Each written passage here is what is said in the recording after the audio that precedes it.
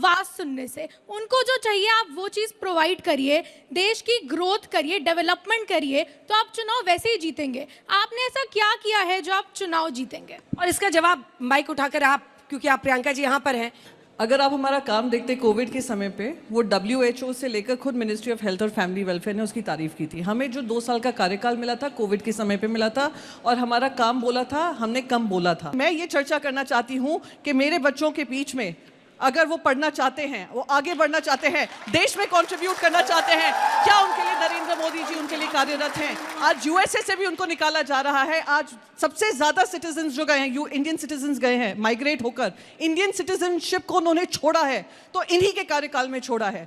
मेरे देश को सोना बनाता था, दूसरे देशों को ये जिम्मेदारी नहीं है कि हमारे देशवासियों की जो टूटी हुई उम्मीदें हैं वो पूरा करें। ठीक, मेरा सवाल मृत्युंजय जी से है। आप उस पार्टी से बिलोंग करते हैं जिसने बिहार में सन 2000 के समय जंगल राज लाने का काम किया। आप उस पार्टी से बिलोंग करते हैं जिसने अपने समय में ऐसा कर दिया कि महिलाएं शाम 6 बजे शाम ढलने के बाद से अपने घर से बाहर नहीं निकल सकती थी। आप उस पार्टी से जिसने बिहार में चारा घोटाले जैसे एक बड़े फ्रॉड का काम किया है। तो आपका इन सारी चीजों पे आपका कहना क्या है? मेरा सवाल बीजेपी से है, खासकर कि जब नीट की परीक्षा में चीटिंग आई तो तब के हमारे एजुकेशन मिनिस्टर ने उसको नकार दिया।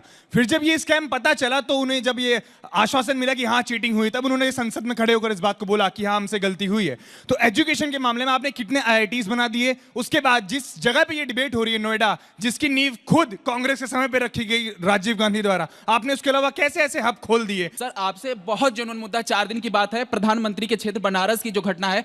आपको बिहार की बेटियां तो दिखती हैं, यूपी की भी बेटियों को देखिए। एक लड़की के साथ 23 लोगों ने बलात्कार किया 8 दिन तक लगातार, उस पर कोई नहीं प्रश्न उठता।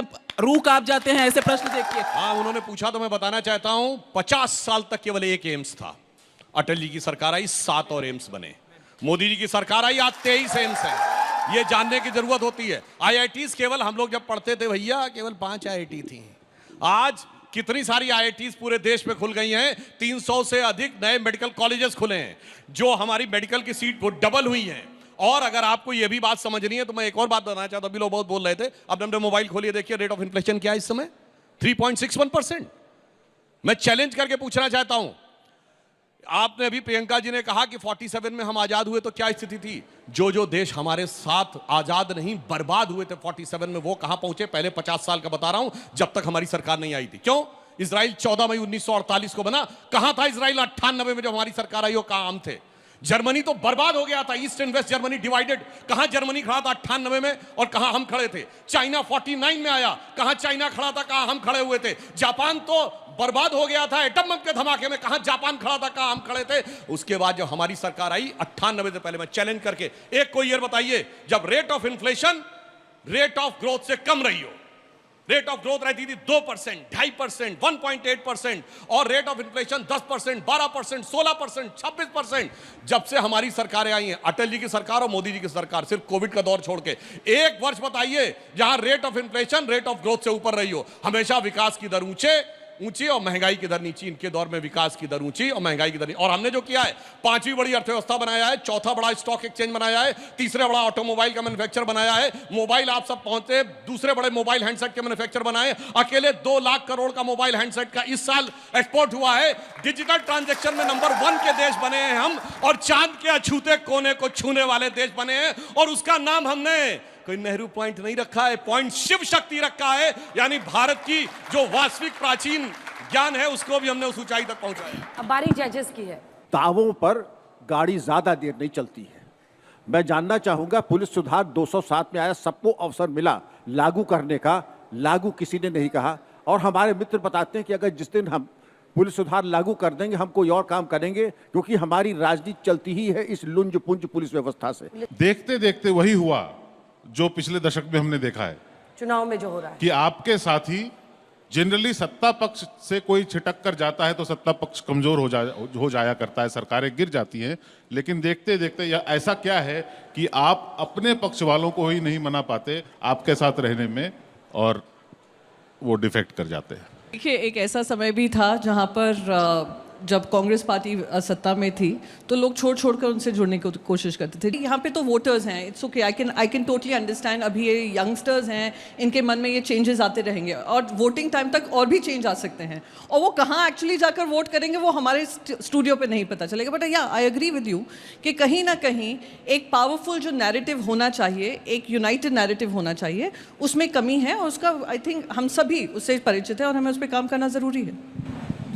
जी देखिए, विचार हमारे कुछ भी हो, लेकिन काम बोलता है, और जो भी आज जीत रहा है निश्चित तौर पर उसका काम बोल रहा है, और ये बहुत बड़ा चैलेंज है विपक्ष के लिए। विक्रम सिंह जी ने बड़ा सवाल पूछा था पुलिस रिफॉर्म्स का। मैं केवल एक उदाहरण देना चाहता हूं अपने ही राज्य का, और विक्रम सिंह जी डीजीपी रहे, उन्हें पता होगा। अरे पुलिस रिफॉर्म से पहले माफिया रिफॉर्म्स की जरूरत थी। हमारे उत्तर प्रदेश में एक दौर था कि पुलिस वाले गए बात करने के लिए अतीक अहमद के पास, अतीक अहमद ने बंद कर लिया उनको, और उत्तर प्रदेश के मुख्यमंत्री ने फोन करके कहा अतीक भाई छोड़ दो, अतीक भाई छोड़ दो।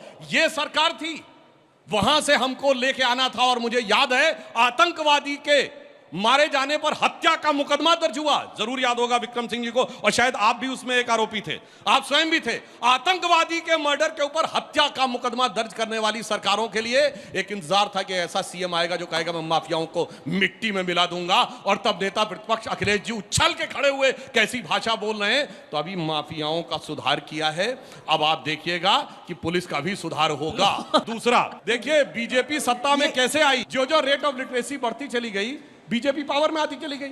60% रेट ऑफ लिटरेसी पे हमें बहुमत मिला 2011 में, 70% रेट ऑफ लिटरेसी पे हमें दूसरी बार बहुमत मिला। जो जो पढ़ाई बढ़ रही है, मीडिया स्वतंत्र हो रहा है, जुडिशरी स्वतंत्र हो रही है, जो तो बीजेपी का विकास हो रहा है। ठीक है, चलिए, जो वोटिंग है, क्या विधानसभा चुनाव में भी बीजेपी को हराना नामुमकिन है? और जो नंबर सामने आ रहे हैं, नामुमकिन है। अगर आप ये मानते हैं कि हराना नामुमकिन है तो आपको हाँ करना होगा, और नहीं कहने वाले 40, और ये टाई होता हुआ दिख रहा है। ये बहुत दिलचस्प है। आप लोगों ने दिमाग लगाया कि नहीं लगाया? I am so happy. Jansangh कितने लोगों ने वोट किया है? सब छुपे रुस्तम है, सब छुपे रुस्तम है। अंतरात्मा जाग उठी। गमछा लाल है और अंदर में वोटिंग कुछ और है क्या? तो बीजेपी को हराना नामुमकिन है। हाँ और नहीं के बीच में टाई हो चुका है, 40-40%। और जो 20% कह रहे हैं कि कह नहीं सकते, उनको अब ये डिसाइड करना है कि वो किस तरफ जाएंगे। यानी फिलहाल दोनों ही पक्ष का टाई होता हुआ दिख रहा है।